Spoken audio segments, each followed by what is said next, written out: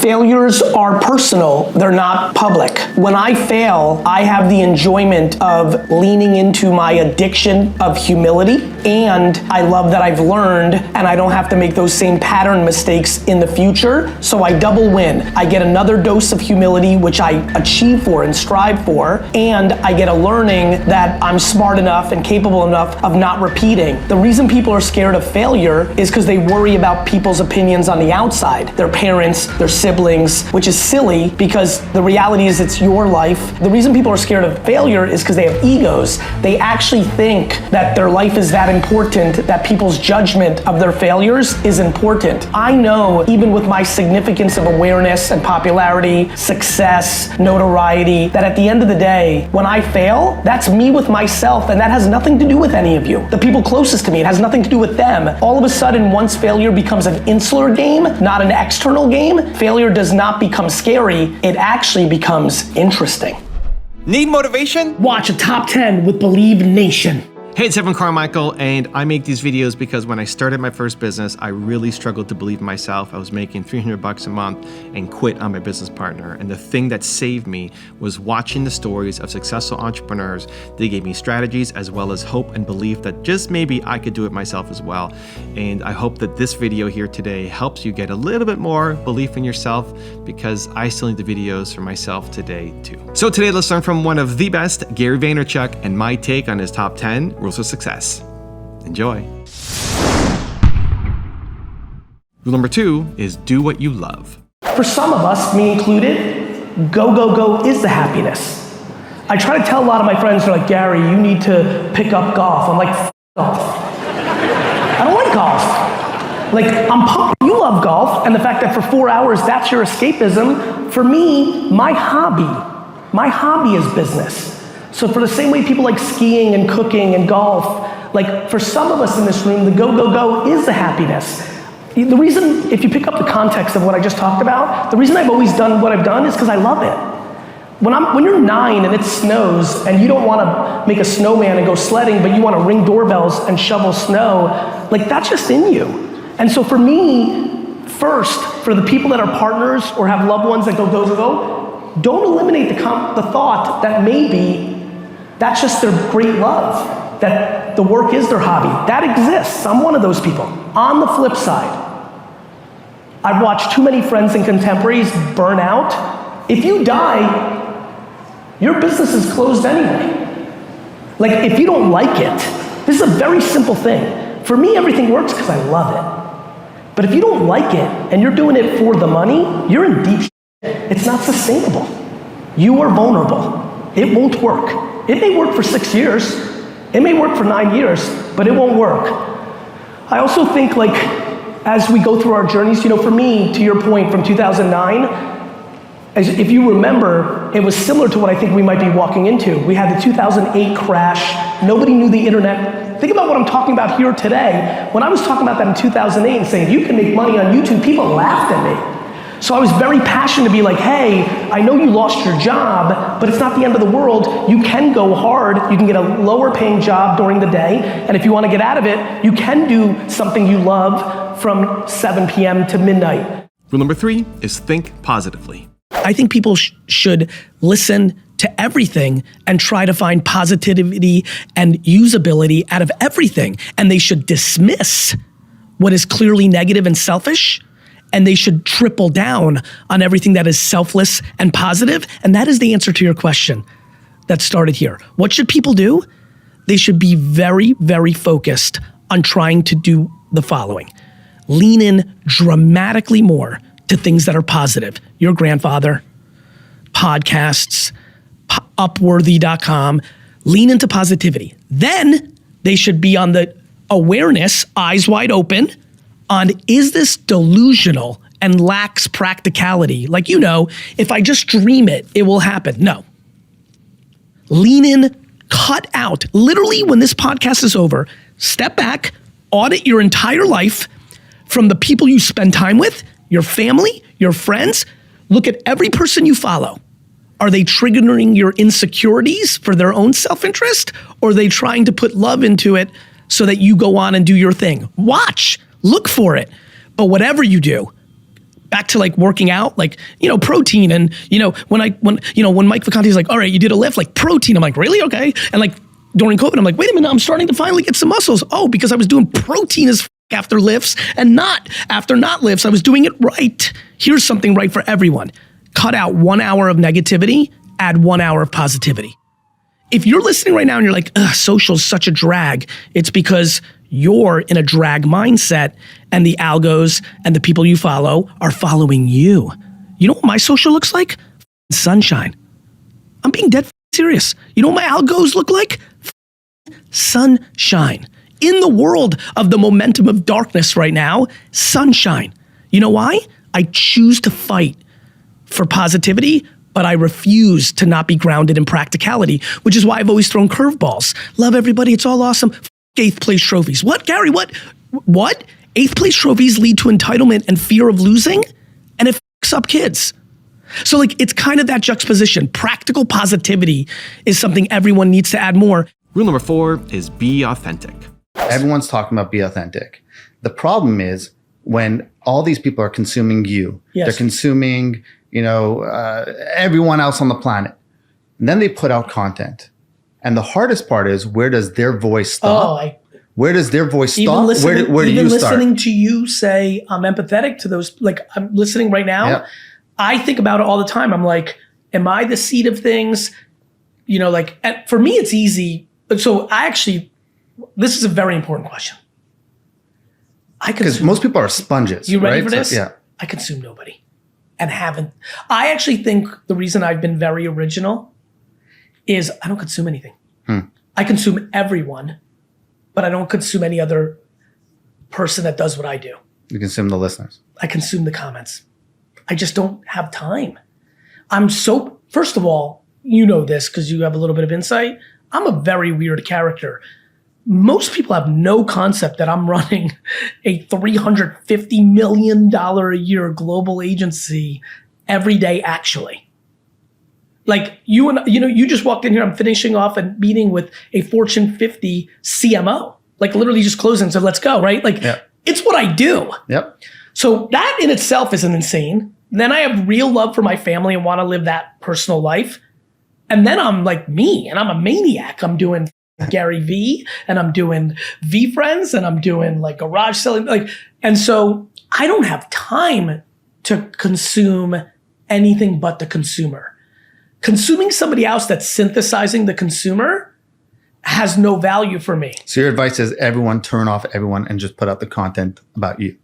Based on them listening to everybody. So for example, when nobody on earth knew who the I was and I was doing wine, I read Twitter 20 million hours a day to read every single person's point of view on wine. Also, to make sure you're actually taking action after watching this video, I've designed a special free worksheet just for this video. The worksheet will highlight all of the lessons learned in this video, as well as pull out our 3 favorite learnings and quotes that will inspire you to actually do something. The worksheet will also give you space to write down what your key takeaways are and your specific plan of action to make sure you're getting results. If you want the worksheet designed specifically for this video, absolutely for free, there's a link in the description below. Go click on it and start building the momentum in your life and your business. I'll see you there. Rule number 5 is learn to balance. How do you prioritize your time? How do you make decisions you just gave us a little bit of a sense of older versus younger, but how do you just with 1,000 priorities in a day say this is what I'm going to focus on now, today, next? I have 3 full-time admins and 2 chiefs of staff. We have a 1-hour meeting every Thursday to look at the week ahead. We analyze every minute on the minute. The meeting I had right before here was a 15-minute meeting. The meeting before that was a 15-minute meeting. I get a lot done because I believe in 15s. I think everybody in here has 1-hour meetings that are actually 7-minute meetings. You multiply that times 183 meetings a year, you can imagine what ends up happening with efficiency. I go with my intuition and my gut. I've got a ton of things going on. I have 8 different companies inside of VaynerX, the holding company, and I'm the active CEO of VaynerMedia. So I'm a chairman of 7 other companies within that holding co. I have VFriends, which is taking up an enormous amount of time. I have my family, my personal life. I have my nonprofits. I have GaryVee, the brand. I have tons of investments. I have a fund. I have a lot going on. But the real answer, and this is gonna be a bomb, the real answer is I don't judge myself when the last week wasn't as efficient as it could have been. The number one reason that people struggle with time management is because they beat themselves up for not having a productive week, day, or year, and they don't realize that it's just subjective and they're grading their own homework and they're f***ing themselves up. Rule number 6 is prioritize your brand. How people were endorsing NFTs that they didn't even experience. It's crazy. What is that? So People, talk a little bit about that. It's this industry. I'll make a really interesting comment. You brought it up, and I've watched this industry from afar for a long time. I think the reason the industry is doing better, macro, is we've become less transactional. People are protecting their brand. They don't need the brand in every category to maximize the P&L. They realize if they make some sort of silly thing for short-term money, it might hurt their overall thing. That's how I've always thought. I've been very patient. I never do anything that can tarnish me. I really work on that. I think it's important. I just don't know how any level of money is worth you not putting your head on a pillow at night. It doesn't make sense to me. It's not how I see the world. And so I focus on that. I also think the world is abundant. I also am incredibly patient. You know, I spent the first 12 years of my career building my dad's business for him. I started my company at 34 years old in another company's conference room because we had no money. I was 34 before I ever made $100,000 a year. Like, you can accomplish a lot. Everyone's so anxious. Everyone wants it so fast. Everybody wants to keep up with the Joneses. They want to make it now so they can show or enjoy. Like, to me, enjoy the process of your career, not the money you make from your career so you can then enjoy it. And that's the game I play. Rule number 7 is take accountability. What are the soft skills that make for a great founder? What role has kindness played in building your success, Gary? Kindness is the foundation to retention. Retention is how you build a real company. Number one. I think accountability is number one. I am baffled by leaders' ability to blame everybody but themselves. If you're a leader by nature, everything is your fault. And so I take accountability in everything that's happened in my personal life, in my professional life, and everything in between. And so it doesn't mean, I have plenty of feelings in my personal and professional life of like what the other parties had to do. But I don't spend time on blame or dwelling. The number one characteristic of a winner, leader, is accountability. I think compassion and empathy is the next. The reason I hold no grudges is I understand why. And so I think compassion and empathy mixed in with accountability. I think competitiveness is a major factor. I think the world has demonized competition in the last 30 years in a very unfortunate way.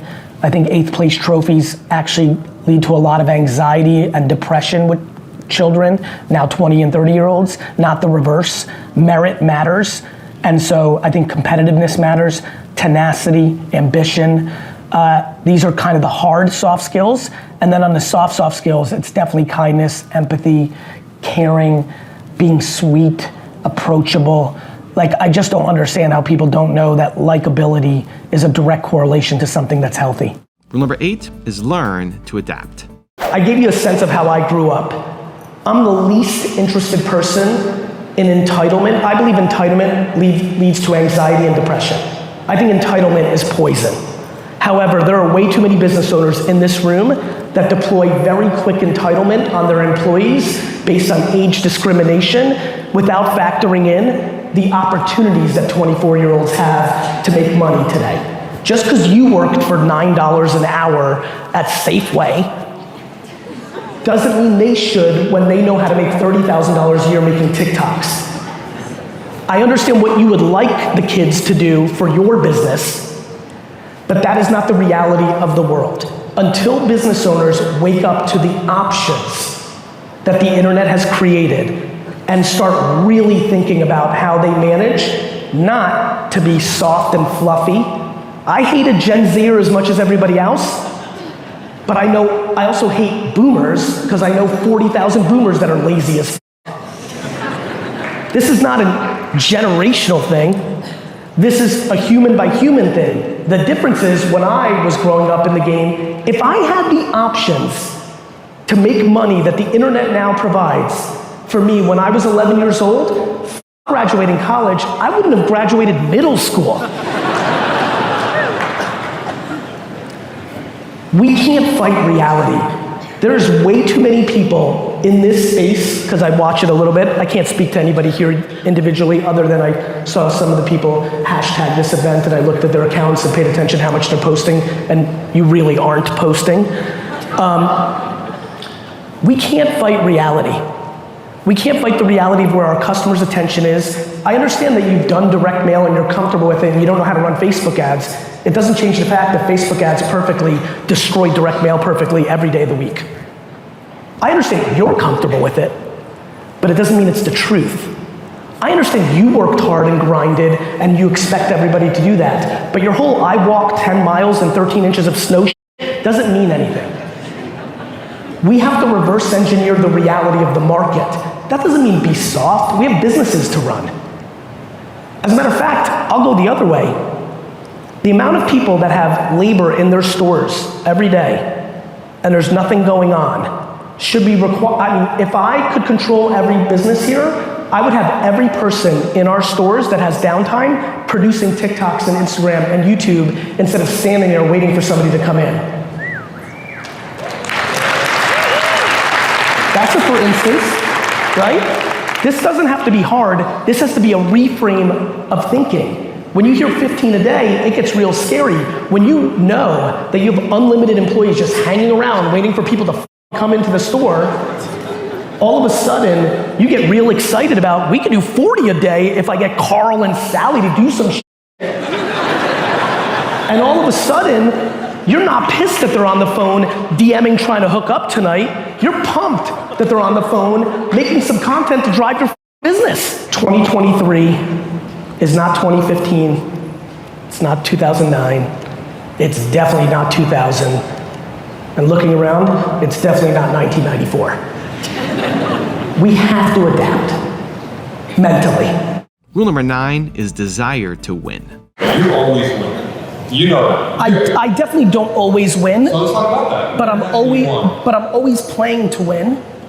You know, like I want to win. Like I want my companies to be the biggest. I want to win. It's my game. Like what are we doing here? It's a game. I want to win. I don't think that's a bad thing. I'm fiercely competitive. However, I do think that for me at least, I don't think my winning comes out of anybody else's pocket. So for me, it's like I want to win, but I want everybody else to win too. In the agency land, when we pitch a new piece of business, if another agency wins, all right, like we lost. Like we didn't tell the client what they wanted to hear, they went somewhere else. It's not like I hate Johnny or Ricky, you know? I get pumped watching all these projects do well. I don't think VFriends not being the #1 valued project is bad. Like I think when all the dust settles in 22 years, you're gonna forget about a lot of names that we with today, and I'm gonna be dominating. But if I don't, I'm gonna be pumped for World of Women or Bored Ape or, you know, whoever, like, yeah, like I'm surprised that people don't know how to balance trying to be successful and enjoying their process and loving their game and being competitive with also being okay for rooting for everyone else, including people that are direct competitors. I just think the world is abundant and I'm gonna get mine. Nobody's stopping me from getting mine, which is why I cheer for everybody else to get theirs. And rule number 10, the last one before some very special bonus clips, is take risks. Having the most opportunity to take on risks and try new things, but sometimes you do the calculations in your head. And even though the risk of failure is so low for us right now, there's still fear of taking that step, a voice telling you not to. What are different ways that we can conquer that fear? When I started public speaking and losing out on speaking gigs left and right because I cursed, I knew that I was gonna double down on what got me there, which was I'm not gonna overvalue other people's opinions, I'm gonna value my opinion about myself. The little voice in your head is called the insecurity devil. The insecurity devil on your shoulder is saying to you, don't do this because when you fail, the girl you like, your brother, your mom, your teacher, like someone's gonna think you suck and you believe them. And that's the problem. If people really got into a place of just doing things that they want to do and not worrying about what people thought about it, everybody would take risks in their 20s. You, by nature of being in this program, are already taking risks that are different than your contemporaries, so you're already halfway home. But this is still school, even though it's different.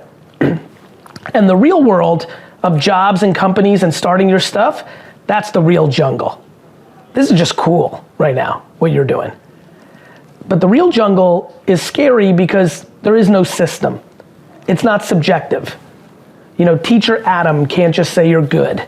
The world tells you the truth. And people are scared of the world. That's why we have professional students. And so, you know, I think the reason people are scared of the world is they actually think getting fired or having their startup fail or them not being able to be an influencer because nobody gave a f is a bad thing, when I think it's a great thing. This all comes down to confidence and insecurity. The reason you won't do something is you are too insecure to do it. Recession. What is your take on it? Turn fear into common sense and practicality and humility, and everything will be beyond okay. Let me say that nice and slow so everyone understands. You should be fearful. Things are happening. Apple doesn't shut down production of iPhones for its health. Banks don't do what they are doing right now, which is clamping the f down, right? VCs don't, even though they got tons of dollars to deploy, they're smart. What are they gonna just write a check at a higher valuation when they know the market's gonna be different in 6 months?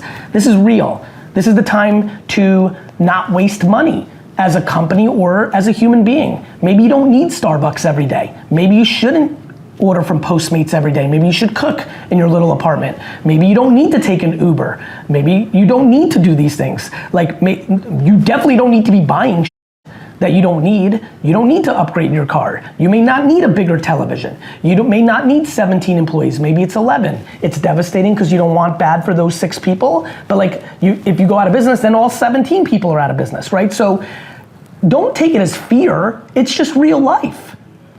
Actually realize the last 10 years you should have been grateful for. And you should have had gratitude for how easy it was.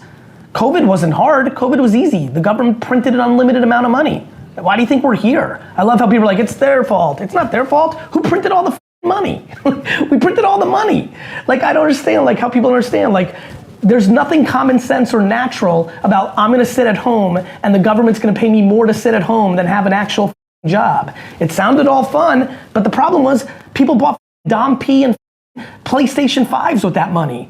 Like, don't you understand? People are confused out here. They're living insecure and they need stuff to patch up their insecurity or to flex in front of others. Life is about self-esteem, period, end of story. And so what do I think? I think everyone should be very thoughtful about every dollar they have. Now, look, I have lots of savings, so I don't have to change anything. I can not do anything for 7 years different, so I'm less worried. But if I had to change my lifestyle, I would immediately. And I'm gonna change my lifestyle because there's gonna be opportunities. And I'd rather buy a business during this time than have another extra fancy dinner. Like, people need to get the smart, be practical. Like, I don't know what you think's gonna happen. Don't hope. And don't ask the government to do something for you. Like, do it for yourself.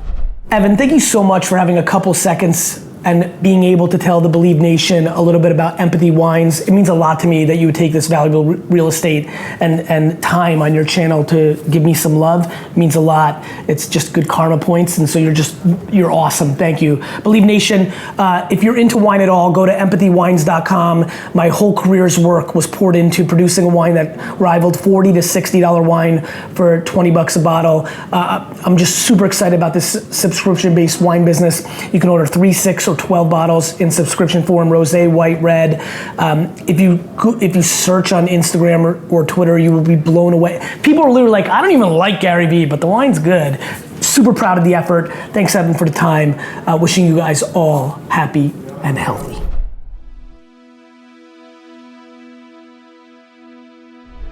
Because you made it this far in a video, I want to celebrate you. Most people start and don't finish. Most people never actually follow through. Most people say they want something, but they don't ever do the work to actually get it. But you are different. you are special. Believe Nation, you made it here all the way to the end, and I love you. So as a special celebration, if you put a hashtag believe down in the comments below on this video, I will showcase you and celebrate you somewhere on the screen in a future video because you are awesome. For 10 more amazing rules from Tom Bilyeu, check the video right there next to me. I think you'll love it. Continue to believe, and I'll see you there. I think that people should absolutely look at what is it that gives you more energy, because it's a game of attrition. You're playing a very long time horizon. You're going to fail a lot. There's going to be a lot of like having to figure things out and making mistakes.